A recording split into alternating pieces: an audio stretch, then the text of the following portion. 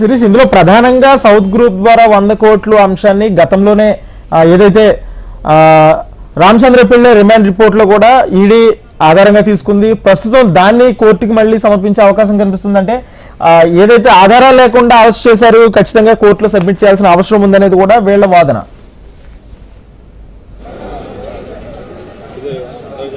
ప్రస్తుతం కోర్టులో అన్ని రకాలుగా ఇటు రెండు పక్కల కూడా వాదనలు లాంటివి కూడా జరుగుతాయి. ఈడీ కూడా ఒక వ్యక్తిని అరెస్ట్ చేయాలంటే మాత్రం ఆషామాషిగా వ్యవహారం చేయదు. ఎందుకంటే తదుపరి లీగల్ చర్యలు కూడా ఉంటాయి కాబట్టి దానికి సంబంధించిన ఆధారాలు దొరికిన తర్వాత మాత్రమే అరెస్ట్ చేసే అవకాశం ఉంది.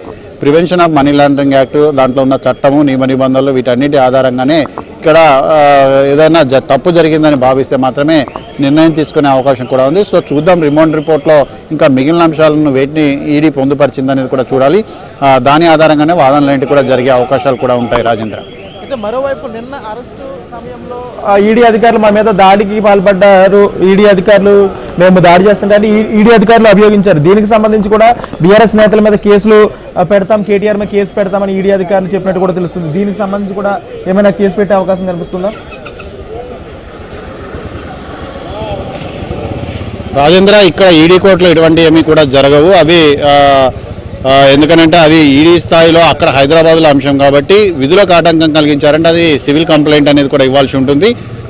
అది హైదరాబాద్ పోలీస్ స్టేషన్ పరిధిలో ఆ కంప్లైంట్ ఉంటుంది. కానీ ఇప్పటి వరకు కూడా అటువంటి కంప్లైంట్స్ అనేటివి కూడా ఏమీ లేవు. ఇప్పుడు పూర్తిగా కవితకు సంబంధించిన అరెస్ట్ పైనే ఈడీ అధికారులు దృష్టి సారించడం జరిగింది. రాజేంద్ర, రైట్ సిరీస్, మీరు అలా హోల్డ్ ఉండండి. మొత్తంగా ఢిల్లీ రౌస్ అవెన్యూ కోర్టులో న్యాయస్థానంలో కవితను ప్రవేశపెట్టారు. న్యాయస్థానం కవితను ఈడీ కస్టడీకి ఇస్తుందా లేదా అన్న ఉత్కంఠ నెలకొంది. ఒకవేళ ఈడీ కస్టడీకి ఇవ్వకపోతే 14 రోజుల రిమాండ్ విధించే అవకాశం కూడా కనిపిస్తుంది. దీని మీద ఇప్పుడు ప్రస్తుతం సుదీర్ఘంగా వాదోపవాదనలు కూడా కనిపిస్తున్నాయి. 10 రోజుల లేకపోతే 5 రోజులు కస్టడీకి ఇచ్చే అవకాశం ఉందా అనేది కూడా మరికొద్దిసేపట్లో తేలనుంది. మొత్తంగా ఢిల్లీ మద్యం కుంభకోణంలో కవితను లోతుగా విచారించడానికి కస్టడీలోకి తీసుకోవడానికి కోర్టు అనుమతి కోరనున్నారు.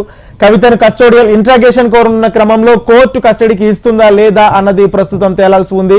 ఢిల్లీ మద్యం కుంభకోణంలో ఎమ్మెల్సీ కవిత బినామీ పేర్లతో అక్రమార్జన చేశారని అభియోగాలు ఉన్నాయి. అక్రమార్జన ద్వారా ఇండో స్పిరిట్ లో పార్ట్నర్షిప్ పొందారని, అరుణ్ రామచంద్ర పిళ్ళై ద్వారా వ్యవహారాలు నడిపించారని ఆరోపిస్తుంది ఈడీ.